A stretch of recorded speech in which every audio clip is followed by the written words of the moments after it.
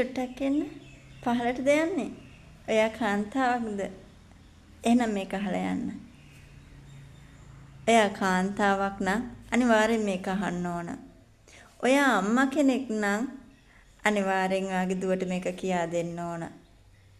මොකද කාන්තාවක් කියන්නේ ජීවිතේ හරි ලස්සන ශ්‍රියාකාන්තාවක්. ඔය ශ්‍රියාකාන්තාවක් වෙන්නේ කොහොමද? මගේ බුදුහාමුදුරුවෝ හරි ලස්සන කාරණා 5ක් දේශනා කරනවා. අවවාද 5ක්. ඒකෙන් එකක් මං කියා දෙන්නද? ඒකෙන් බුදුහාමුදුරුවෝ කියනවා කාන්තාවක් උදේ පාන්දරම නැගිටින්න ඕනලු. ඇයි දැන් අපේ අම්මා දවල් වෙනකන් නිදාගත්තොත් මොකද වෙන්නේ?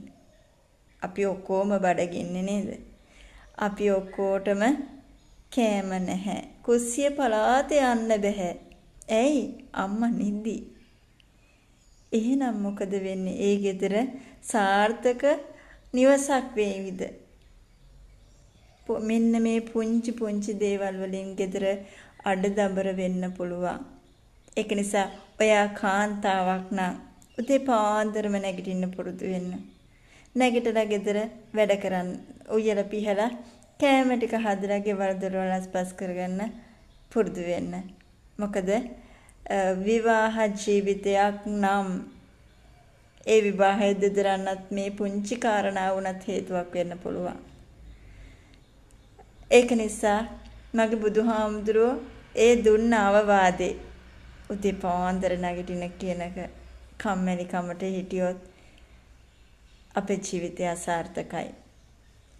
ඒක නිසා ඒ අවවාද පිළි අරගෙන මගේ අම්මේ ඔයාට දුවෙක් ඉන්නවා නම් ඔයාගේ දුවත් උදේ පාන්දර හරවන්න. ඔයත් උදේ පාන්දර හරින්න ශ්‍රියාකාන්තාව ගෙට වැඩියා වගේ ගේ ලස්සනට එළිය වේවි. ලස්සනට තියේවි. ජීවිතේ දිනන්න.